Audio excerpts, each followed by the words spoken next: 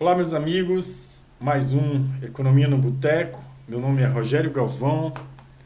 Antes de iniciar o vídeo, eu queria que você se inscrevesse aí no canal para que o YouTube nos considere um canal relevante de economia. Comenta aí embaixo para a gente fazer vídeos melhores. Like se você gostou, dislike se você não gostou. Toca o sininho para receber as notificações. Compartilha para o máximo de pessoas que você quiser, para que a gente se torne um canal relevante aqui no YouTube. Esse canal ele tem um intuito de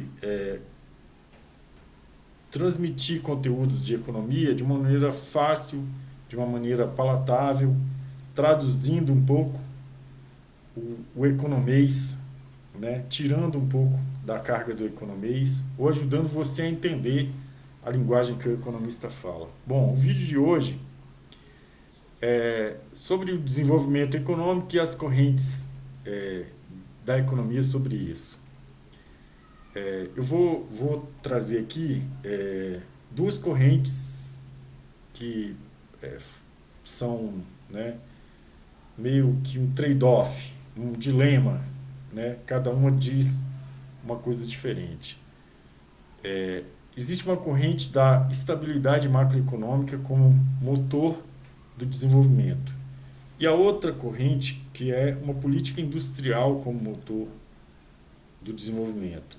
Ou seja, o país que escolher a política industrial como principal política econômica do país, ele, para essa corrente de desenvolvimentista, vai dizer que a industrialização, uma política industrial, um choque consistente de tecnologia associado a outras questões, ela vai ser o motor para o desenvolvimento econômico.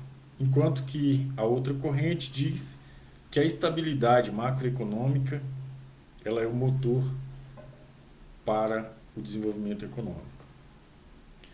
Então, quando você coloca a política macroeconômica, a estabilidade macroeconômica como motor, ela preconiza o seguinte: o país ele tem que ter ajustes fiscais, ele tem que controlar a inflação, ele tem que ser um bom pagador da dívida, dos serviços das dívidas, ele tem que criar uma reputação para o mundo de que ele é um país que se preocupa com as questões, com os indicadores macroeconômicos, né? Ele vai buscar essa estabilidade macroeconômica recursivamente para que, com isso, ele fomente os setores da economia, tanto industrial como agrícola como de serviços.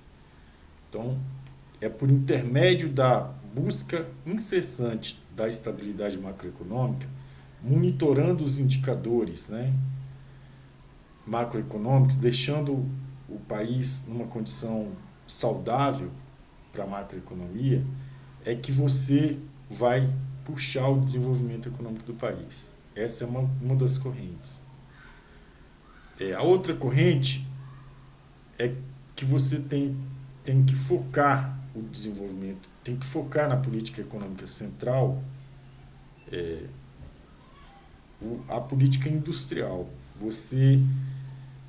Eles acreditam que a industrialização é o motor do desenvolvimento econômico. Por quê? Porque ela cria condições necessárias para o país se desenvolver, como se fosse um círculo virtuoso de, de, de elementos para que o setor cresça, se desenvolva e transborde eficiência para os outros setores, e a economia passa a caminhar a passos largos no desenvolvimento econômico. E aí um pequeno parêntese aqui para explicar o que seria esse desenvolvimento econômico. O desenvolvimento econômico ele não é só a variação positiva da produção, ou seja, não é só produzir muito, não é só ter um PIB, um valor do PIB alto, né, por ano. Cada vez a produção brasileira, por exemplo, produzir mais e mais. Ele não se preocupa só com a produção, ele se preocupa com os frutos que essa produção pode trazer para a população. Por exemplo, a diminuição da pobreza, a melhoria do ambiente de trabalho, da produtividade do trabalho, maior acesso à educação, saúde, saneamento básico, internet. Quanto mais acesso a produtos, a bens econômicos a população pode ter, mais desenvolvido é esse país. Quer dizer, ele se preocupa com o fruto da produção aumentada e a distribuição desse fruto para a população como um todo. Mais ou menos isso que é desenvolvimento econômico.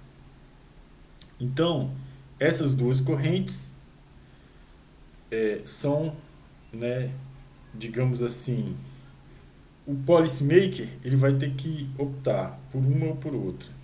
Ele tem um trade-off para olhar para a política econômica dele. Claro que ele pode conduzir uma e outra, mas ele tem que dar a agenda central para uma das duas, né?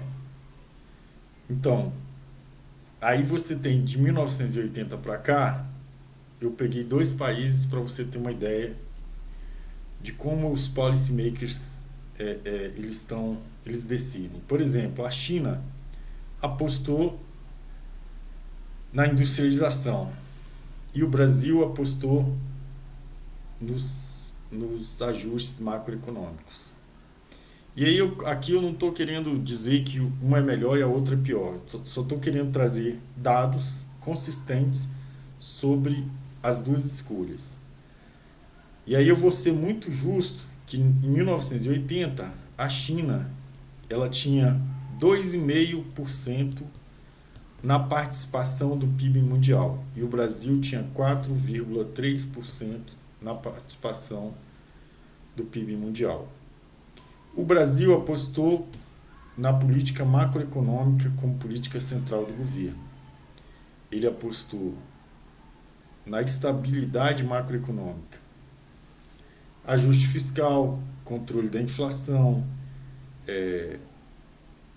uma construção de uma boa reputação para os outros países do mundo, os órgãos internacionais, você manter o pagamento dos serviços da sua dívida, você fazer esforço para produzir um superávit primário, quer dizer, gastar menos do que arrecadou.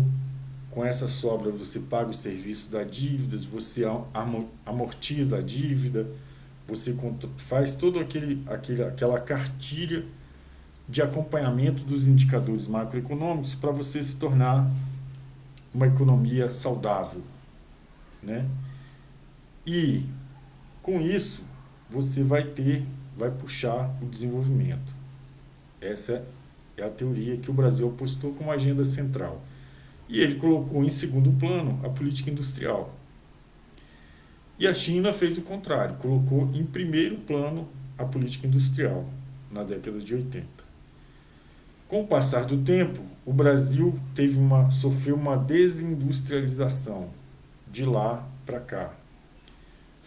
Como ela ficou em segundo plano, foram 2 ou 3 planos de política industrial que não deram muito certo porque a agenda central era outra. E a China, né, apostou na política industrial. Ela tem, por exemplo, o exemplo de Shenzhen, que é uma cidade que fica no Vale do Rio das Pérolas, que a gente vive falando aqui no nosso canal.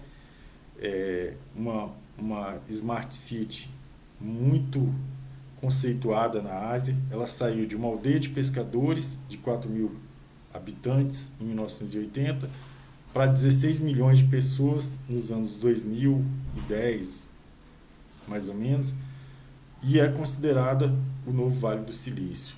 Muitas indústrias de ponta lá, tecnologia de produção de smartphones, instaladas lá, com transferência de tecnologia para o chinês e tudo mais. E várias outras, né? Vários outros exemplos de desenvolvimento lá. Por exemplo, 300 milhões de pessoas retiradas da linha de pobreza nesses 40 anos. E no Brasil, o que a gente percebeu de 1980 para cá foi um processo de desindustrialização.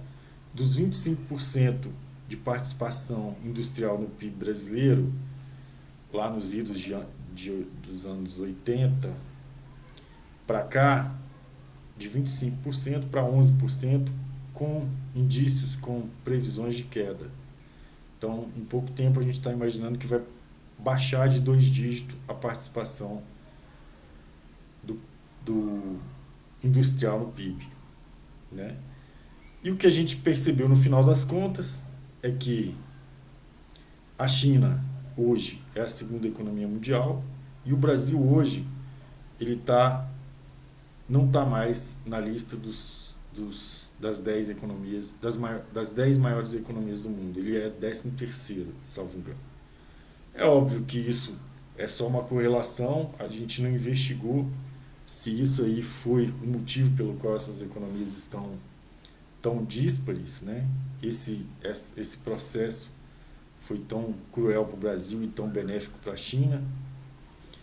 É só uma provocação, na verdade. A gente precisa investigar se isso é por conta das políticas macroeconômicas, mas só para chamar a atenção que existem duas políticas e os policymakers chineses e brasileiros, cada um escolheu um caminho e que nos trouxe até aqui. Brasil fora das 10 maiores economias do mundo, China em a segunda maior economia do mundo. Eu não estou aqui defendendo o modelo de Estado da China, nem nada disso. Estou falando do âmbito da economia, ok? Essa é a contribuição da Economia do Boteco de hoje. Essa é uma parte da economia que é bem polêmica. E você tem livros que falam sobre isso, os livros de macroeconomia, os livros de formação econômica do Brasil e economia brasileira, para que você entenda esse processo de uma forma mais profunda. Tudo bem? Um abraço para vocês, até a próxima. Tchim, tchim.